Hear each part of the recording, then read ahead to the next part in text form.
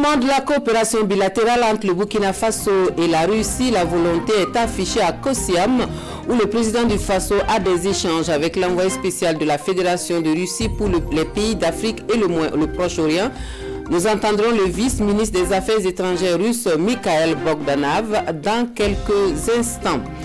Ancrage des sciences et des savoirs pour le développement humain durable. 18 nouveaux membres intègrent l'Académie des sciences, des arts et des lettres du Burkina Faso.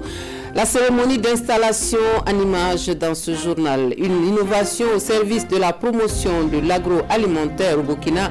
Le grenier frais du jeune inventeur Sylvestre Salga sort de l'ombre. La présentation de la chambre froide dans quelques instants. Et puis aux États-Unis, les démocrates appellent à la destitution de Donald Trump. L'ancien président américain est considéré comme une menace pour la démocratie par une partie du Sénat. Une actualité que nous développerons en fin d'édition. Bonsoir à tous, merci de nous suivre. Le vice-ministre des Affaires étrangères de la Russie est chez le président du Faso, Mikhail Bogdanov. Et Rochmar Christian Kabouré parle renforcement de la coopération bilatérale entre les deux pays. L'envoyé spécial de la Fédération de Russie pour les pays d'Afrique et le Proche-Orient prépare le terrain pour le deuxième forum Russie-Afrique. Il fait le point de son entretien avec le chef de l'État burkinabé aux journalistes Alidou Badini et Ernest Kambiri. C'est une visite dans la continuité du dernier forum Russie-Afrique d'octobre 2019 pour préparer le prochain sur le sol africain. Mais avant, les grandes décisions de 2019 sont revisitées ici par Rochmar Christian Kabouré et le vice-ministre des Affaires étrangères de la Fédération de Russie. Nous sommes donc venus auprès de M. le Président pour demander ses conseils et ses recommandations en ce qui concerne la préparation du forum suivant Russie-Afrique qui devrait être tenu l'année prochaine en 2022 dans un des pays africains comme ça a été décidé en 2019.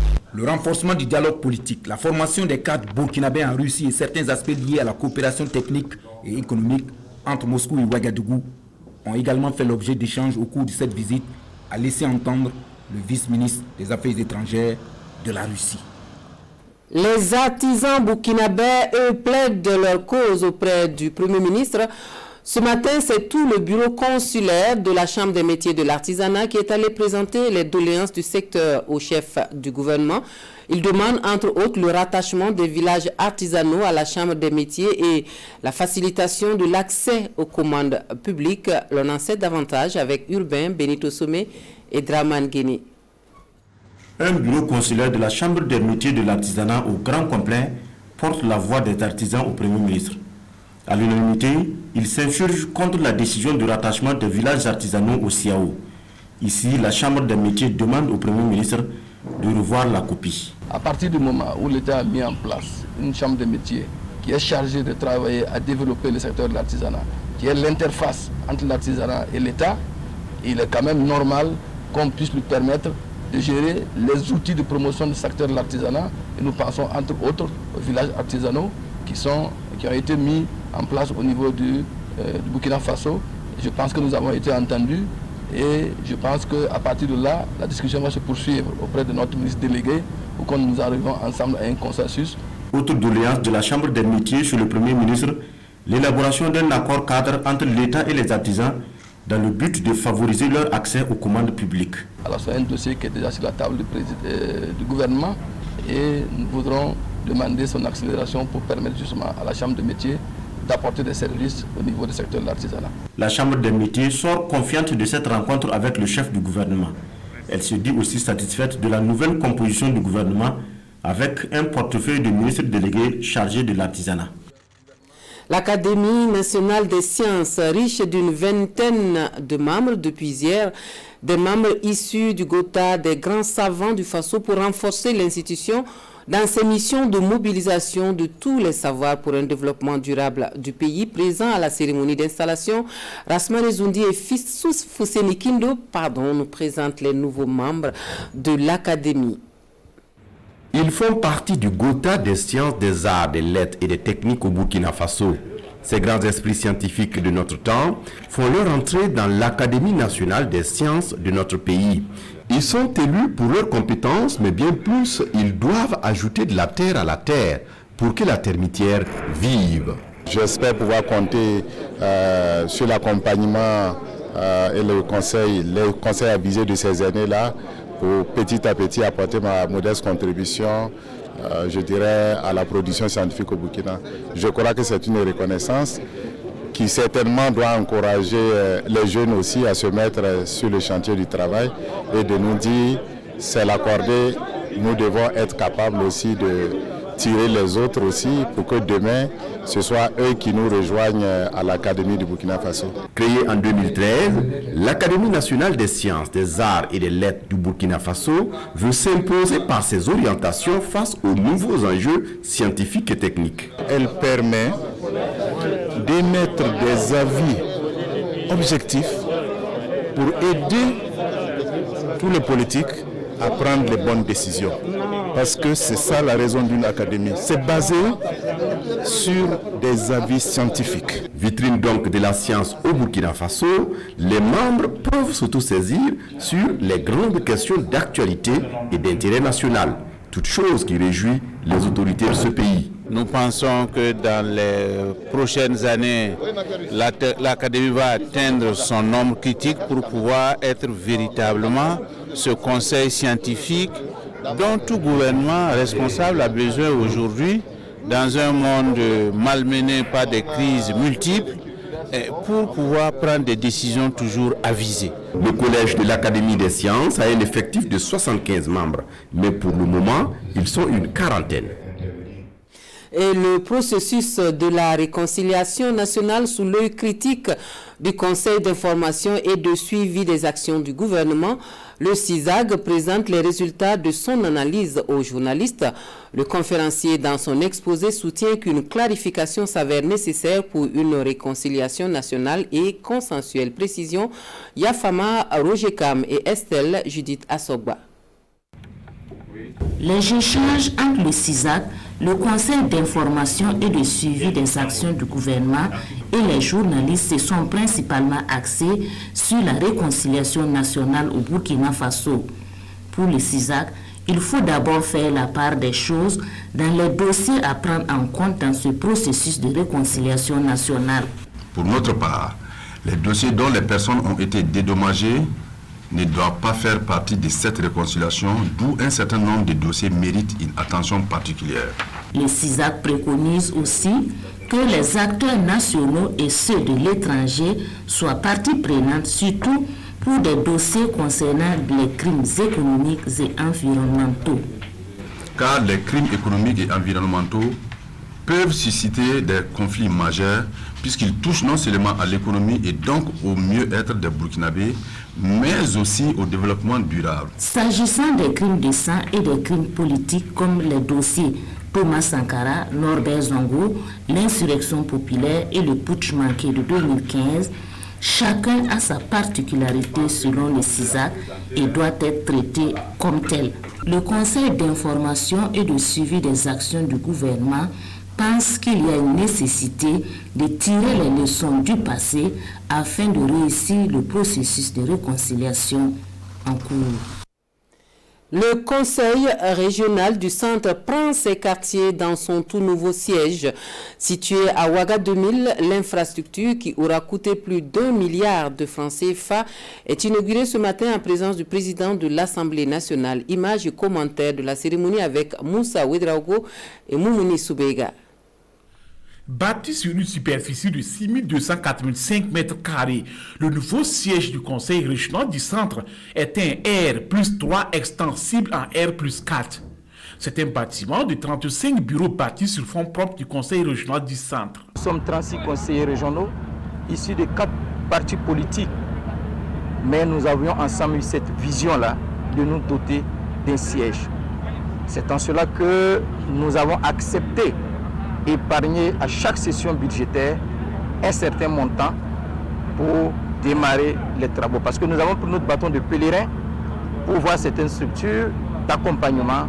Malheureusement, vous savez, nous étions dans une situation d'insécurité qui a été aggravée par la suite par la pandémie à Covid-19. Donc nous nous sommes dit, c'était à nous de trouver les moyens pour construire ce siège. Le conseil régional du centre était le seul conseil à ne pas disposer d'un siège. Le ministre de l'administration territoriale et de la décentralisation et le président de l'Assemblée nationale ont tous salué les efforts consentis par le conseil pour la réalisation de l'infrastructure. C'est donc un bel exemple qui a été illustré ici, puisque les collectivités territoriales ont vocation à se prendre en charge. Je suis sûr qu'en bénéficiant de ce nouveau cadre de travail, le conseil régional du centre pourra davantage centrer ses efforts sur la mise en œuvre de son plan régional de développement et pour que les résultats soient au rendez-vous. Par en tout cas l'abnégation au travail, la volonté des membres du conseil régional, nous bénéficions aujourd'hui d'un bâtiment neuf qui va permettre aux conseillers régionaux de travailler dans de bonnes conditions pour les bonheurs des populations de la région du centre. Au niveau de l'Assemblée nationale, nous sommes également dans la région du centre. En tout cas, nous regarderons pour les prochaines séances au niveau du conseil la possibilité de venir soutenir les conseillers et voir qu'est-ce que nous pouvons faire ensemble. La construction du siège et son équipement ont coûté 1,4 milliard de francs CFA. Situé à Ouaga 2000, le nouveau siège du conseil régional du centre a été réalisé par un consortium de 4 entreprises burkinabais. C'est une réponse au mouvement d'humeur des travailleurs de la société burkinabé des filières alimentaires qui se veut on ne peut plus clair. Au moins 70 personnes seront licenciées pour cause de difficultés économiques liées aux crises sanitaires et sécuritaires au Burkina Faso. Les précisions sont données par les responsables de la société par voie de presse ce matin à Ouagadougou. Les arguments sont recueillis par Salifou Belem et Pascal Kané. La société burkinabé des filières alimentaires est dans les tourments. Depuis maintenant 4 ans, la société perd des parts de marché et de l'argent. Des difficultés que ses premiers responsables imputent à la situation sécuritaire et à des charges de fonctionnement trop élevées. Alors, la direction a décidé d'un plan de redressement qui passe par le licenciement d'au moins 70 personnes. On sait que c'est des bosseurs, on sait que ce sont des gens qui ont construit la force de notre marque.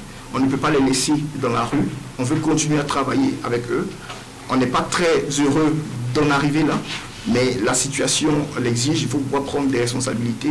C'est soit l'entreprise rentre dans la catastrophe, ou alors on essaie de sauver le maximum d'emplois suffisamment, pertinents pour assurer la viabilité de l'entreprise. La direction de la société rassure cependant que ces licenciements se feront dans les règles de l'art en collaboration avec les services compétents en la matière. La loi sera respectée. On a associé en tout cas nos partenaires sociaux internes. On a associé l'inspection du travail, parce que c'est tout un processus très bien encadré par la loi, qui juge elle aussi du motif économique.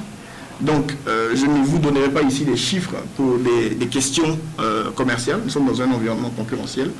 Il faut savoir raison garder sur la divulgation des chiffres. Mais je peux vous assurer que c'est un processus qui est hautement encadré par la loi. À côté de ce processus, les responsables de la société disent prendre également des mesures pour que les travailleurs remerciés ne se retrouvent pas dans la rue. Ils seront placés chez des partenaires extérieurs, mais là aussi, environ 4-5% du personnel licencié n'ont pas encore de point de chute. Sur les 240 personnes qui sont dans notre effectif, 230 personnes à peu près vont retrouver encore la possibilité de travailler. Parce que sur le personnel qui sort, nous avons élaborer des conventions avec les prestataires qui vont reprendre certaines parties de l'activité pour que nos équipes soient prioritaires dans leurs effectifs. Donc que nos équipes soient véritablement inscrites dans leurs effectifs. Et donc ça, on s'est assuré de cela. Ils vont continuer à travailler. Les responsables de la société indiquent également que ces licenciements n'ont rien à voir avec le mouvement d'humeur au sein de la société depuis le mois de février. Les licenciements se font selon les besoins de la société et non à la tête des clients. Le pas est franchi et la labellisation du Faso d'Anfani est en marche. Les entreprises qui réunissent tous les critères de sélection reçoivent leur agrément pour la production de pagnes. Les pagnes tissées du 8 mars labellisées sont donc désormais disponibles sur le marché. C'est une disposition qui devrait donner un autre tournant à la promotion de la cotonnade Made in Burkina. Images et commentaires signés Paul David Bambara et Estelle Judith Assoba. Les pailles Faso d'Anfani 8 mars labellisées, désormais disponibles sur le marché national et international. Le coût d'envoi de la commercialisation de ce produit Made in Burkina est ainsi donné ce 12 février par la ministre déléguée en charge de l'artisanat. Elle remet ici de façon symbolique les agréments d'utilisation du label Faso d'Anfani aux bénéficiaires. Le label est un gage de qualité, un moyen de création de revenus supplémentaires et d'emploi. Je vous invite donc, chers bénéficiaires, à maintenir la rigueur et la discipline exigées par le règlement d'usage et le cahier de charges du label, tout en renforçant vos capacités de production et de commercialisation. Sur une centaine d'entreprises de tisseuses, ce sont 25 qui répondent aux critères de sélection et aujourd'hui c'est un sentiment de satisfaction qui se dégage chez les bénéficiaires. Je pense que c'est en même temps une invite à ce que nous puissions respecter le cahier de charges du label, toujours produire qualité, qui va vendre son nom au-delà des frontières du Burkina Faso. Ce produit de haut gamme qui fait la fierté des Burkinabés a subi un long processus et se diffère des autres pains tissés par le sticker apposé sur l'emballage. Nous sommes conscients que les risques de copie sont là, et raison pour laquelle les mécanismes adaptés ont été mis en place avec un contrôle qui sera se faire de manière régulière sur le marché, non seulement auprès des structures agréées, mais également auprès de tout autre acteur se disant être titulaire d'un agrément pour commercialiser le pain Faso d'Anfani labellisé. La labellisation du pain Faso d'Anfani 8 mars est une première. Elle va s'étendre aux autres pains tissés made in Burkina. Et voici une solution toute trouvée pour la conservation des produits agro-silvopastoraux. Le programme Grenier Frais est officiellement lancé à Ouagadougou. L'invention du jeune chercheur burkinabé Silver Salga est présentée aux populations.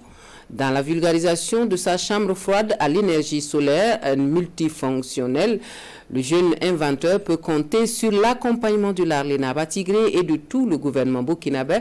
Le point de la cérémonie avec Bernard Combelem et Oumou Sissé. Le grenier frais, une chambre froide solaire multifonction pour la conservation d'une gamme variée de produits. Conçu pour fonctionner 100% à l'énergie solaire, le grenier frais peut fonctionner également avec un groupe électrogène ou l'électricité de la Sonabel. Démontable et déplaçable à souhait, le grenier frais peut être implanté partout où besoin sera. Ici à la gare de train, il est utilisé pour le stockage et la conservation des fruits et légumes. L'innovation a été présentée déjà officiellement en 2018. Aujourd'hui, c'était pour voir quelles sont les possibilités de vulgarisation possibles. C'est pour ça qu'on a initié le programme Grenier Frais, ou un programme de facilitation de l'acquisition de ces chambres froides solaires. Une solution de chambre froide pour réduire au maximum les pertes après récolte. Et cette innovation de Silver Salga fera le bonheur des producteurs et des commerçants. Les bâtisseurs n'ont pas d'âge parce qu'il est très jeune, mais voilà qu'il contribue de façon très importante à un problème vraiment grave au Burkina Faso, qui est la conservation de nos fruits et légumes et de certains aliments. Mais si on a des technologies comme ça sur le terrain, ça permet de conserver, ça permet d'éviter les pertes, ça permet de retarder le transport de ces produits vers les lieux de commercialisation. Combiner froid et énergie solaire, c'est vraiment la solution idéale pour le Burkina Faso. Et ensemble, je pense que cette initiative Made in Burkina, nous devons l'accompagner pour qu'elle puisse non seulement être pérenne au Burkina, mais aussi que nous puissions l'exporter dans la sous-région. Et l'expertise de Silver Salga est déjà sollicitée au Mali. L'inventeur veut à la longue mettre en place une usine de froid qui lui permettra d'aller à la conquête du marché international. Et dans cette dynamique de modernisation tous azimuts, le projet e-Burkina fait parler de lui. La phase 1 de ce programme, qui devrait améliorer la capacité de l'utilisation des TIC dans l'administration, est évaluée ce matin à Ouagadougou pour la suite. Précision Souleymane Sanou, Boukari Ouedraogo. Obtenir des documents administratifs, cela relève parfois d'un parcours de combattant. Les procédures souvent trop longues rallongent les délais d'obtention des dits documents. Le ministère de l'économie numérique, des postes et de la transformation numérique s'est saisi de la question et a mis en place le projet e-Burkina.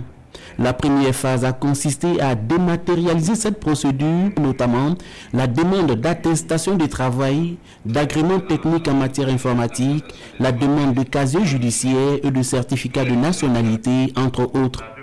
Aujourd'hui, c'est l'heure du bilan et les acteurs chargés de la mise en œuvre de ce projet feront le point en vue de tirer les enseignements afin d'amorcer la deuxième phase qui consiste également à assouplir les procédures d'obtention des actes administratifs par le truchement de la digitalisation. Cette seconde phase consiste à poursuivre avec un certain nombre de procédures. 10 plus précisément sont concernés pour cette phase, vont être dématérialisés. Et ça va consister donc à choisir, et nous allons faire le choix tantôt de ces procédures-là, selon, je dirais, un certain nombre de critères qu'on va définir qui vont donc impacter, je dirais, le fonctionnement de l'administration avec les citoyens. Cette démarche est une vision du gouvernement burkinabé qui vise à bâtir une administration moderne, performante, au service de l'intérêt général.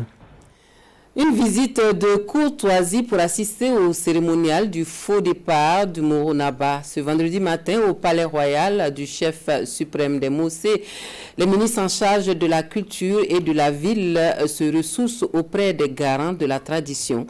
Une démarche pour solliciter les bénédictions du leader coutumier pour leur mission, récit d'une matinée us et coutume avec Nongba Kouda et Hahadi Sandamba. À la cour royale du Mogo Naba Bongo, Maître Benowende Stanislas Sankara dit venir remercier Sa Majesté pour ses multiples actions en faveur de la paix, notamment son implication dans la résolution des crises liées au foncier.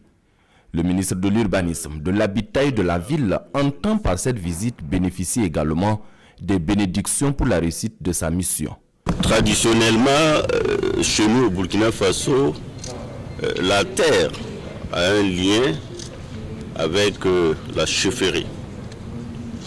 Que ce soit en territoire Mossi ou ailleurs, vous verrez que en ce qui concerne le domaine foncier, son organisation et sa gestion a toujours impliqué la chefferie. Pour sa part, Élise Ilboudone Tchombiano est venu également se présenter à Sa Majesté et solliciter son accompagnement ainsi que ses bénédictions pour la réussite des missions à elle assignées. Qui parle de culture, parle également de la chefferie traditionnelle et il relève donc de notre ressort de venir vers eux, de leur demander leur bénédiction, leur accompagnement, leur prière pour que notre mission puisse bien se dérouler et leur dire que nous sommes des partenaires et nous restons disponibles pour en tout cas écouter leurs doléances, leurs propositions, leurs conseils pour que nous ayons une cohésion sociale sur cette terre du Mogo, mais bien sûr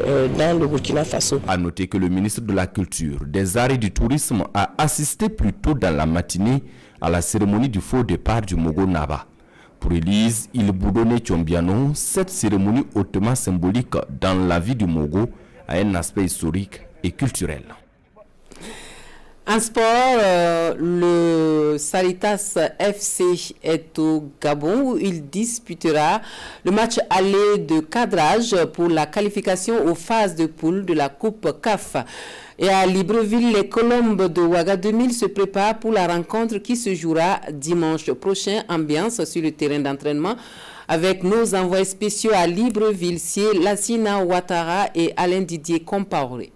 Sanitas FC est à 180 minutes d'intégrer pour la deuxième fois de son histoire les phases de poule de la Coupe CAF. Et pour y parvenir, il doit nécessairement franchir un long fleuve, le Bondigui, un cours d'eau qui a prêté son nom au club local, le Bondigi Sport du Gabon. Une double confrontation dont la première explication se tient au stade sino-gabonais de Libreville ce 14 février.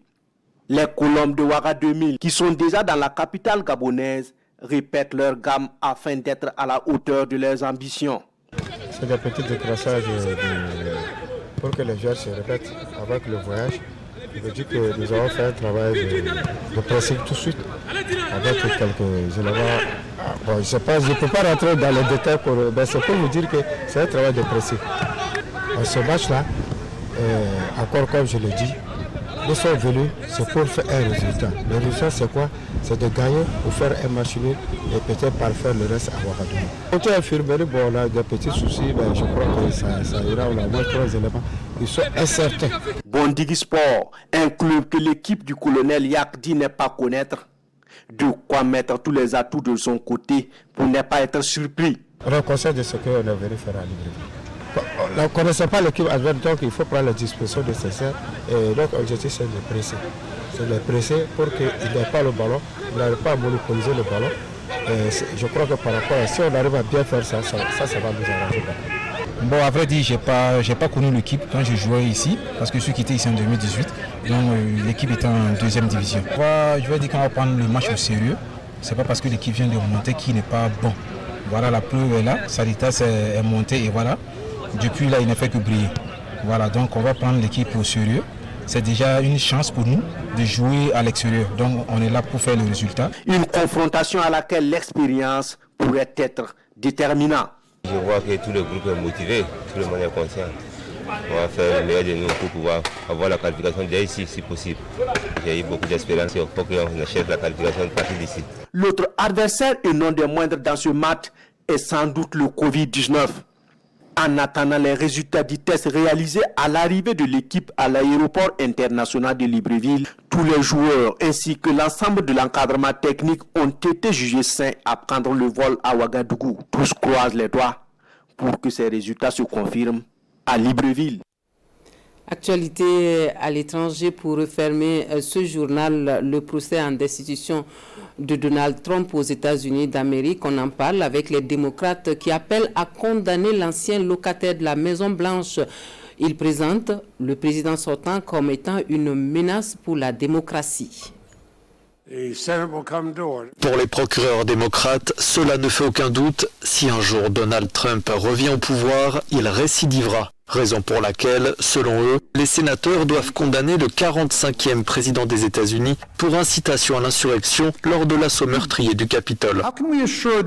Comment pouvons-nous garantir que notre commandant en chef nous protégera et défendra notre Constitution si nous ne tenons pas un président responsable dans une telle circonstance? Qu'est-ce qu'une conduite qui porte le discrédit sinon celle-ci? Je vous mets tous au défi d'y réfléchir. Si vous pensez que ça n'est pas un signe de discrédit, que faut-il? Pendant 2 jours, les procureurs démocrates ont porté l'accusation contre Donald Trump. Ils laissent désormais la place à la défense qui bénéficiera du même temps de parole pour défendre l'ancien président. Je pense qu'ils font un film. Ils ne l'ont en aucun cas lié à Donald Trump. Et je pense que c'est offensant, très franchement. C'est l'antithèse du processus de guérison de continuer à montrer la tragédie qui s'est produite ici et que Donald Trump a condamné. Et franchement, cela déchire le peuple américain. Pour ce sénateur républicain qui a soutenu la tenue de ce procès contre Donald Trump aux côtés des démocrates, pas question d'évoquer une éventuelle culpabilité avant la fin des débats. En tant que juré, vous ne prenez pas de décision avant d'avoir entendu les 2 parties. Point final. C'est pourquoi si vous me posez les questions que je souhaite voir abordées, j'aimerais qu'elles soient abordées.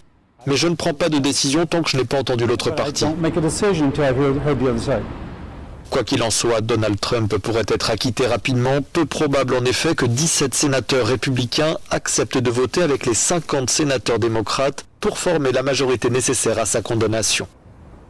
Ainsi s'achève cette édition de l'actualité. Merci à vous de nous avoir suivis. Ici à Kanana, vous retrouve à 23h pour la dernière version de l'information sur la télévision du Burkina. Excellente soirée à tous.